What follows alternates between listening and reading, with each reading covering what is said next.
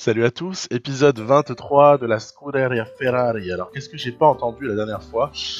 Ta partie elle est foutue, ouais, ou alors non, bah finalement reviens à l'année d'avant, pourquoi pas 3 ans avant aussi tant qu'on y est. Non, non, vous inquiétez pas les gars, j'ai trouvé la solution. Puis je vais même vous dire ce que j'ai fait comme ça, si certains veulent un petit peu s'amuser avec le Fast Editor, bah ils pourront le faire. Alors en fait, comme j'avais surtout pas envie de revenir à l'année précédente, j'ai cherché un moyen coûte que coûte de ne surtout pas revenir avant le 1er janvier. J'ai donc repris voilà une weekly save parce que le jeu en fait il sauvegarde très très régulièrement vos parties en fait, hein. Voilà. Donc c'est assez pratique ce truc là. On a repris une weekly save et puis en fait sur cette weekly save on a tout simplement été réfléchir un peu à ce qui peut, comment dirais-je, être des paramètres qui sont importants ou qui peuvent faire bugger et d'autres qui ne peuvent pas. Et j'ai donc abouti, après quand même un petit peu de réflexion, simplement il fallait un peu de tranquillité et de repos de l'esprit.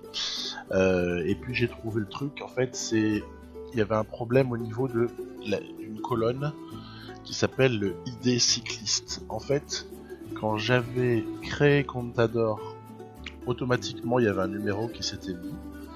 Et en fait, ce numéro, il faisait tout bugger. C'était vraiment ça le problème. Après, il faut aussi... Donc, qu'est-ce que j'ai fait? J'ai échangé toutes les statistiques qu'il faut toucher de Contador contre celles de quelqu'un que j'ai sacrifié. Sacrifice du jeune Lilo. Heureusement, il ne servait à rien, celui-là. C'est un vrai coureur. En tout cas, un vrai. Au sens que ce n'est pas une ligne que j'ai fait apparaître dans le Fast Editor. J'ai donc sacrifié un de mes coureurs. J'ai un coureur de moins, mais c'est pas un drame absolu. On a 28 au lieu de 29. Et à l'arrivée, j'ai mis toutes les statistiques, le nom, etc. De Contador sur Lilo, bien sûr, avec des choses qui vont être impossibles à compenser, hein. Lesquelles? Bah, le programme déjà. Le premier objectif pour Lilo, c'était le Tour de Catalogne où il allait accompagner, enfin bref, voilà. Et alors que moi, évidemment, à la base, j'avais mis Paris-Nice pour Alberto Contador. Et bon, bah ça, c'est très très clairement quelque chose sur lequel on ne peut pas revenir en arrière. Ça veut dire qu'en fait, en gros, le tempo de préparation d'Alberto Contador, du coup, il est un petit peu retardé. Euh, c'est pas grave. Je dirais que le dommage, il est vraiment minime. Et au-delà de ça, voilà, il y avait comme ça donc aussi une chose, c'est que dans le planification, j'ai surtout mis aucune course à Lilo. J'ai donc voilà dans le planning là, vous savez dans l'onglet, j'ai une ligne où il y a rien, voilà, où il y a rien du tout. Et donc en simplement copiant ce qu'il fallait et en ne changeant surtout pas le ID cycliste de Lilo, qui devient donc celui du nouveau Contador, euh, tout va bien. Et d'ailleurs, si on veut vraiment faire la fine bouche, si on veut faire la fine bouche, on va se dire ouais, mais alors dans l'historique, en gros, vous savez, dans l'historique de carrière du coureur, bah en fait, le Contador là de la partie se retrouve avec une année précédente qui est celle de Lilo, forcément. Ah ouais, vous avez pas d'omelette sans casser des œufs. Bref, je crois que tout ça, c'est assez anecdotique. C'est assez anecdotique. L'important, c'est que la partie continue. Alors, vous avez vu que j'avais eu un certain contre-la-montre à rejouer. Tiens donc, je crois qu'on en a déjà parlé de ce petit contre-la-montre inaugural par équipe là en Colombie. Et puis ensuite, il y a comme ça des étapes qui ont été plutôt favorables à Bonifacio au sprint, pardon. Et en revanche, les étapes 5 et 6, sur lesquelles il y a un petit peu plus de différences qui peuvent se faire, eh bien, elles ont tourné plutôt à notre avantage, en tout cas, pas à notre désavantage. Il suffit de voir qu'on a 3 mecs dans le groupe qui arrivent à l'avant, là, sur l'étape 5. On a Rosa qui est porteur du maillot. Bref, c'est plutôt pas trop mal parti. Puis en fait, il n'y a qu'une seule étape qui vaut vraiment le détour dans ce Tour de Colombie, en tout cas dans la version que j'ai récupérée quand j'avais installé les variants. Dans cette version-là, il y a quasiment que cette étape 6 qui vaut vraiment la peine. Sinon, c'est un long moment de solitude hein, que ce tour de Colombie. Surtout que le plateau est pas supra relevé, donc en plus on n'est pas des masses préparées. Enfin bref, c'est vraiment, vous savez, c'est vraiment l'histoire où on se retrouve là. Ça fait longtemps, il y a pas eu de cyclisme ou pas eu d'épreuves intéressantes pendant un certain temps, puis on est déjà content d'avoir ça à se mettre sous la dent, quoi. Voilà, c'est un petit peu comme ce qui se passait au mois de février quand on était content parce qu'Alaphilippe avait gagné une étape sur le Tour de Colombie. Je crois qu'en fait, plus personne s'en souviendra. Bref, dans pas si longtemps, avec l'intérêt de la saison, l'intérêt qui va grandissant, c'est pareil pour nous en fait. Voilà, donc on a Contador qui va aller ramasser ce petit Tour de Colombie là. Et puis il y avait juste guère que Chavez qui pouvait comme ça être un joli concurrent, hein, mais il n'y avait pas, voilà, Patrick Conrad, ok, mais c'est pas non plus le gratin. Bon, c'est pas grave. On va passer à quelque chose sur lequel le gratin est présent. J'ai mis au moment où j'avais installé les variants dans cette partie, j'avais mis un profil du Homeloop fabriqué par quelqu'un du forum Groupeto, qui a été même plébiscité, son parcours a été beaucoup apprécié par pas mal de gens. Et bon, je m'étais dit, écoute, puisqu'il y a plein de gens qui ont l'air de bien l'aimer, je vais l'installer pour le Homeloop. Donc c'est paraît-il, et d'ailleurs il suffisait de voir le petit parallèle que j'ai fait là entre le profil en réalité et le profil fabriqué par ce membre de la communauté. Chapeau à lui, parce que ça ressemble comme deux gouttes d'eau, c'est magnifique, et à jouer, c'est un bonheur total. Donc je vous recommande vivement le Homeloop version El Lince. Hommage à lui, en plus il s'est éclaté sur les couleurs, là. Vous avez vu, il nous a mis des champs là. Oui, je rappelle, on est en Belgique au mois de février. Il y a tout qui est en fleurs, bref. Course sympathique à jouer. On y est allé avec une équipe plutôt performante.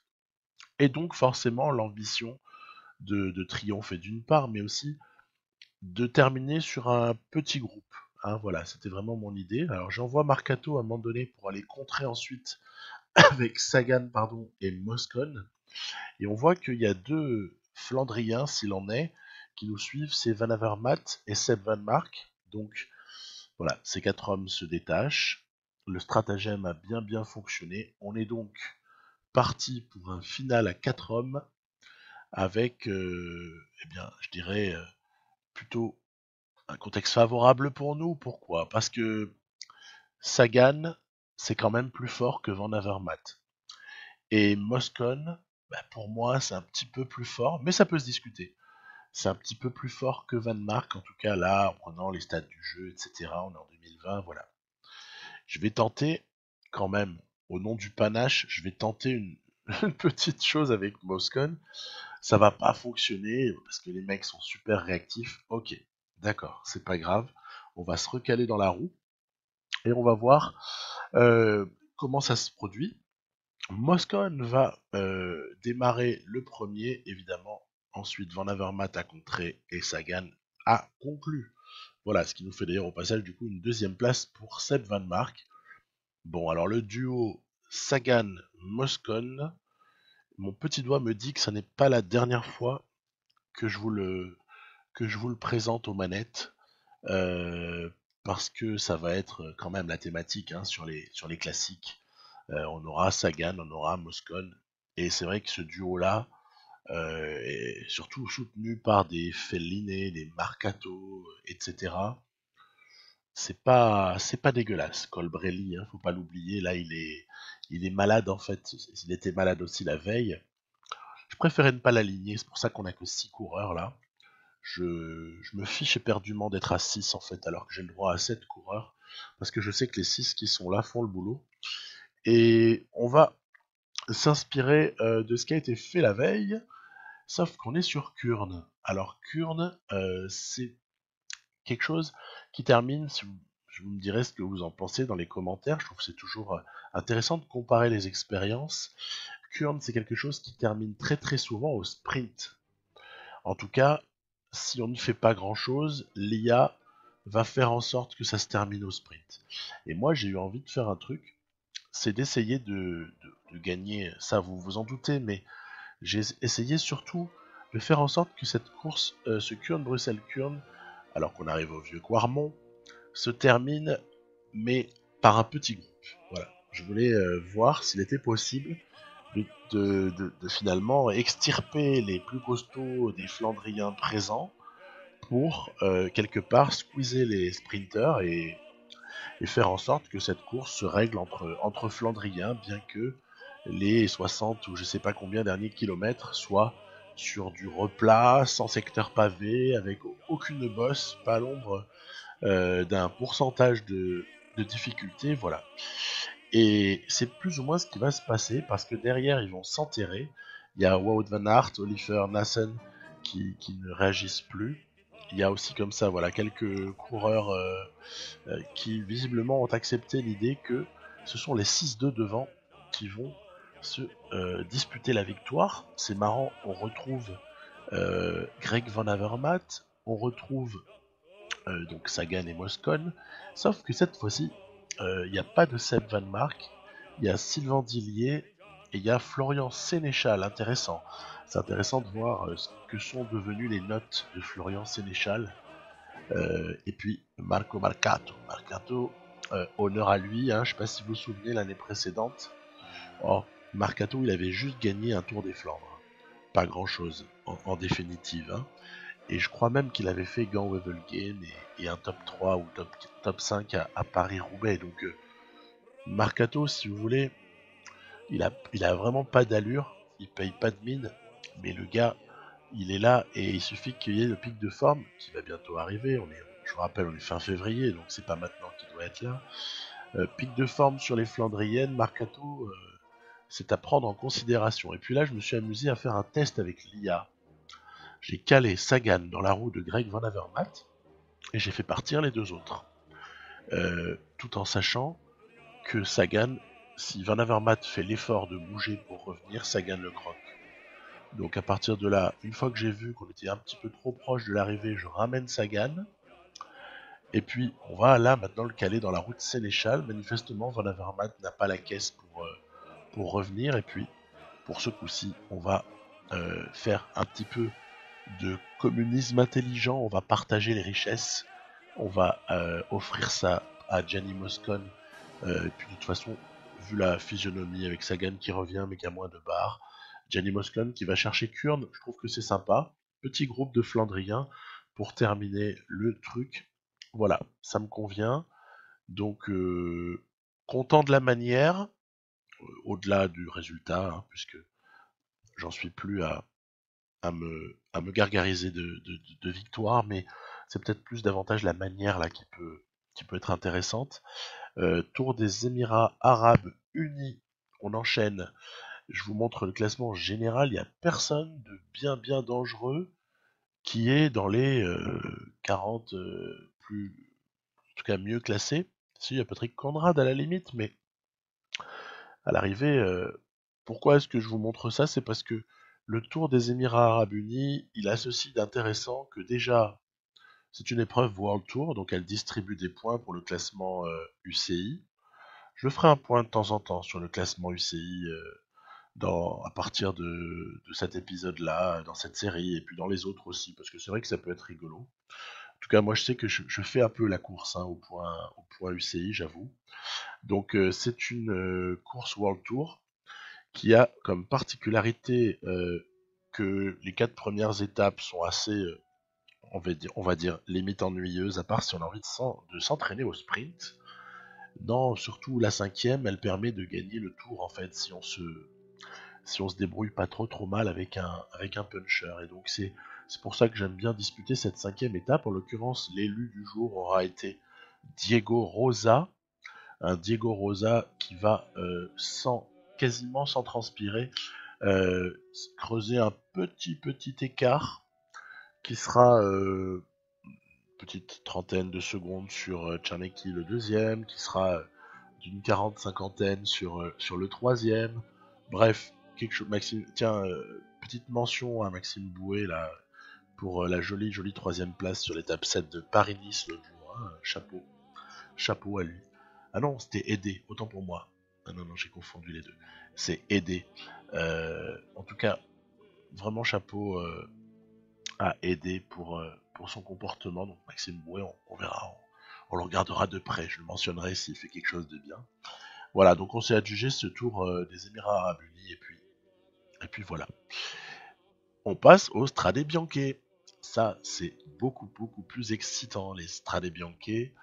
Donc cette course avec un profil si intéressant et en général aussi un déroulé de course, je vous en ai déjà parlé, hein, j'ai pas besoin d'en rajouter, je vous ai déjà fait un petit peu la publicité pour ces Strade Bianche, qui est une course qui est pour moi vraiment magnifique et qui vaut tellement le coup d'être regardée. Très joli plateau sur ces Strade Bianche. On a tout ce qu'on peut imaginer. On a du Kwiatkowski, on a du Alaphilippe, on a comme ça, on a même Chris Froome qui est venu. Même Chris Froome a envie de venir sur les Strade Bianche. Et puis, de notre côté, vous avez vu, j'ai pris le profil, le variant proposé dans la World DB19. Hein. Donc, celui qui ne colle pas tout à fait à la réalité dans le premier quart de course, mais qui par contre, pour tout le reste, est vraiment super bien fichu. Donc, on a une course en plus qui est intéressante parce qu'il y a comme ça une petite trentaine de coureurs qui sont comme ça aux avant-postes et qui se sont détachés tout à fait naturellement en raison tout simplement de la difficulté du parcours. Donc c'est assez intéressant. On a quelque chose d'assez réaliste au final puisque il y a comme ça ensuite une petite quinzaine qui vont sortir. On est à moins de 20 km, quinzaine de coureurs à 20 km. Je trouve que ça colle tout à fait. Ça colle tout à fait. Petit passage intéressant là où on est en approche du secteur du Tolf, ce secteur qui avait notamment vu le démarrage de Tish Benoît en 2018 pour lâcher Wout van Aert et Romain Bardet. Bien nous, on va là encore essayer de faire un petit quelque chose sur ce secteur-là. L'année qui avait précédé, avec Nibali qui avait gagné la course, j'avais donc l'année précédente, en 2019, dans cette partie-là, j'avais démarré dans le Tolf et Nibali était finalement légèrement soutenu par 2-3 échappés et puis au final il s'impose en solitaire. On est sur un scénario là qui est un petit peu différent parce que euh, déjà j'ai peut-être un petit peu Peter Sagan en tête, surtout en raison de la forme du jour, parce que on est hors pic, hein, bien évidemment, on est hors pic de forme.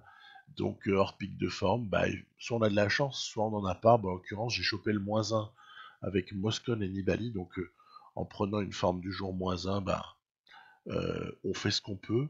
Et puis du coup, ça a désigné tout naturellement Peter Sagan comme le candidat à essayer dans ce final particulier. Voilà, c'est dans le virage qu'on peut prendre la roue d'Alaphilippe. Pourquoi Alaphilippe? Parce que je considère que dans la difficulté finale qui monte vers la ligne d'arrivée, eh bien, Alaphilippe, c'est tout simplement le meilleur puncher du jeu. Voilà. Donc s'il est présent, c'est évident que c'est sa roue à lui qu'il faut prendre, ou celle de Kwiatkowski, hein, pour si Alaphilippe n'était pas là, mais je ne vais pas prendre la roue de Bob Jungels. Voilà. C'est d'autres qualités. Voilà, donc roue de Alaphilippe validée, Sagan s'impose. Bon, bah c'est bien. Sagan commence pas trop mal son année avec un home loop, avec des Strade Bianche. Allez, la chasse au classique pour Peter Sagan est lancée. Et donc, on va voir que tout ça se poursuivra un petit peu plus tard. Les classiques, là, pour le moment, on va refermer un peu on va refermer le sujet. Pourquoi? Bah parce que dans la foulée, c'est l'attaque de Paris-Nice. Paris-Nice. Et puis dans l'épisode prochain, je vous présenterai le Tirreno Adriatico. Alors l'avantage de ce Paris-Nice là, c'est que le profil c'est celui de 2019. Donc j'ai réussi à trouver ça dans la World DB 19, c'est super, hein. Merci à tous ceux qui font des cartes, merci à tous ceux qui font des variants. Franchement, c'est eux qui permettent de faire en sorte que ce jeu soit vivant pendant toute une année et qu'on s'en lasse pas. Donc franchement, gros coup de chapeau au passage. C'est dommage que je ne sache pas faire des cartes, parce que j'ai aussi entendu dire que ça prenait énormément de temps. Et donc le temps, moi j'en manque. En manquant énormément de temps, parce que si je le passe le temps à faire, pendant une journée à faire une carte, ben je vais être beaucoup moins productif en termes de contenu dans mes épisodes. Donc c'est des choix, hein, c'est des choix à faire. Mais c'est bien dommage parce qu'en tout cas, je serais tellement heureux qu'un Liège-Bastogne-Liège nouveau parcours soit proposé, je ne sais pas si entre-temps c'est le cas, mais pour la partie, ça n'était pas le cas de Tirreno, qui n'était pas encore le Tirreno 2019. Du coup, dans la partie, là, ce que vous verrez à l'épisode 24, ce sera Tirreno 2018. C'est celui que j'avais choisi par défaut. Et ainsi de suite, hein. On aurait aimé avoir un maximum de variants un petit peu partout. Ce sera malheureusement pas le cas. Bon, à suivre. En tout cas, dans cette première étape de Paris-Nice, l'IA a été un petit peu ridicule et s'est laissé totalement damer le pion par Bonifacio emmené par Sonny Colbrelli. Ok, acceptons le truc comme une forme de bug, parce que j'aurais aimé avoir les Gaviria.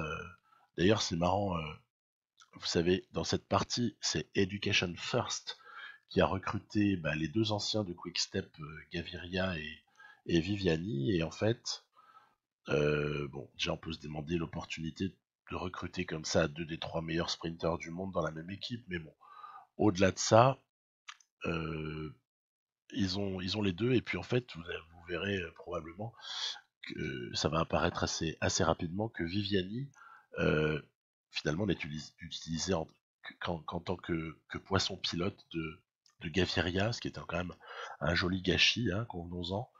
Bon, voilà. Et puis, par contre, ce qui est sympa, c'est la combativité des Quick-Step qui sont pas devenus de Koenig Quick-Step dans cette partie, même si je leur ai mis le maillot. Les Quick-Step dans cette partie sont assez fidèles à leur légende, c'est-à-dire extrêmement agressifs en finale, hein. Extrêmement agressifs dans les approches de sprint, ça fait très très plaisir. Même si leur sprinter c'est Alexander Christophe, puisqu'ils ont quand même recruté quelqu'un à la place de Viviani notamment. Mais non, voilà. Donc, victoire de Gaviria. Vous voyez, il y avait Viviani qui avait bossé juste avant, c'est ce que je vous disais. Bon, voilà. Intéressant, la doublette reconstituée. Bref, je sais pas si c'est vraiment deux gars qui s'adorent. Mais bon, Bonifacio va conserver au jeu des bonifications, va conserver son maillot jaune de leader. Attention, j'annonce, il va y avoir des craquages sur les podiums. Ouvrez bien les yeux. Ouvrez bien les yeux. On va rigoler. On va rigoler. Donc, dans ces deux premières étapes de Paris-Nice, c'est l'occasion d'en discuter parce que ça a fait l'actualité récente. Il y avait des bordures, très très intéressantes, notamment jouées à fond par les Sky.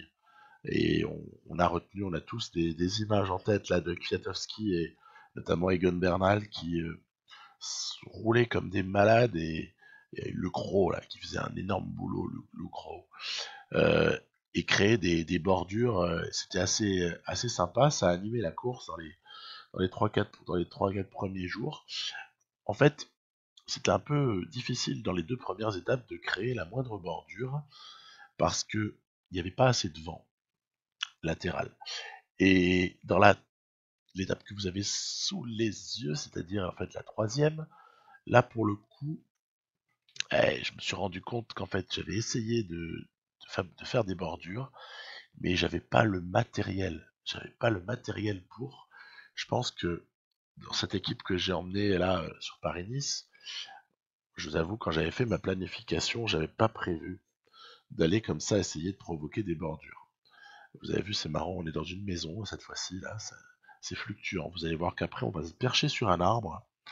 Bref, parenthèse refermée. Donc j'étais pas vraiment dans l'optique de fabriquer des bordures, mais je vous promets qu'un de ces jours, on va s'en organiser là dans une des futures courses. Euh, on va essayer de faire en sorte, une fois, je prévoirai, je prévoirai ce qu'il faut pour qu'il y ait vraiment de quoi s'amuser de ce côté-là. Là, l'équipe qui est emmenée sur ce Paris-Nice, c'est un petit peu plus une équipe qui a vocation à être au soutien d'Alberto Contador pour peut-être lui permettre d'accrocher. Bah, en tout cas, le sponsor, lui, ce qu'il veut, c'est un top 3. En fait. Voilà. On a eu exigence de top 3 sur Paris-Nice. Après, vous doutez bien que je ne suis pas le genre à laisser totalement la première place si elle se propose, mais dans cette étape 4, on mesure toute la difficulté. Elle est terrible, hein, l'étape 4. Hein. Il y a comme ça 1, 2, 3, 4 murs. Alors c'est court, hein, c'est court, mais alors bonjour la violence. Les endroits c'était à 17% et tout juste avant. Euh, c'est difficile parce qu'en fait il y a un plateau qui est pas du tout ridicule. Il y a notamment une équipe plutôt pas trop mauvaise qui a visiblement ciblé la course. C'est les Sky. Les Sky ont emmené Christopher Froome, qui n'est pas trop mal accompagné. Alors nous, on va quand même essayer de faire l'effort là en cette fin d'étape 4 pour voir un peu s'il n'y aurait pas moyen de lâcher du monde. Ça va être le cas. Très gros travail de Colbrelli Rosa pour assister Contador. D'ailleurs, les deux sont sur le point d'un petit peu dire bye bye dans pas longtemps. À noter le jeune Reami. Celui-là, je peux vous dire qu'on va être amené à en reparler. Donc là, voilà, on a Colbrelli qui va lâcher le pauvre. Parce que, ben voilà, ils ont tout donné, Colbrelli, Rosa, Reami, pour permettre à Contador de suivre les 5 autres hommes de tête. Puis là, il y en a un qui fait figure d'immense favori pour la victoire dans cette étape, hein, à défaut de la victoire finale, parce que ça, c'est un autre sujet. C'est évidemment Michael Matthews. Donc Michael Matthews, à partir du moment où il a réussi à être dans ce groupe de tête avec Wout Poels, Roglic, Froome, bah, Kelderman aussi, forcément il s'impose. Ça, il n'y a pas grand chose à faire, mais on est quand même pas trop mécontent parce qu'on chope la deuxième place. Il y a des bonifications hein, sur ce Paris-Nice, bien sûr, et du coup, on se retrouve deuxième au général avec 4 secondes d'avance sur Froome. Écoutez, il vaut mieux en avoir 4 d'avance qu'en avoir 4 de retard, surtout quand se profile un contre-la-montre intéressant, le contre-la-montre de Barbantane. Là, hein. On a bien vu que il y avait deux types de profils là qui pouvaient performer dans la réalité sur ce parcours-là. Alors, du coup, c'est intéressant de pouvoir comparer au jeu parce que on était, on n'avait peut-être pas imaginé nécessairement que je sais pas vous, hein, mais que ce contre-la-montre sur Paris-Nice donc cette année de Barbantane, il puisse laisser une place aussi belle tout de même aux grimpeurs en fait. Et ça a été le cas, puisqu'on a quelques coureurs qui sont top 10 de l'étape et qui finalement ne sont pas des spécialistes du CLM, quoi. Je pense il y avait un Rudy Mollard, là, il y avait notamment, il y avait des jolies, il y a une jolie perf de Bardet au final sur ce CLM par rapport à ce à quoi on pouvait s'attendre. Donc, à l'arrivée, est-ce qu'il va en être de même, en fait, sur cette étape-là dans le jeu? Ben oui. Puisque vous voyez, entre les spécialistes et les grimpeurs, il y a eu un partage relativement équitable. Et puis ce partage, il va nous amener finalement à ce que le maillot soit pris par Kelderman. C'est énorme. C'est énorme. C'est pas souvent que Wilco Kelderman prend un maillot de leader hein. Dans mes parties. Ça m'est pas souvent arrivé. Donc amusant d'avoir comme ça une petite originalité. Un petit truc qui change de l'ordinaire. Donc ok. Le classement, on l'a vu, est très serré. Il y a comme ça 4 ou 5 hommes en très peu de secondes.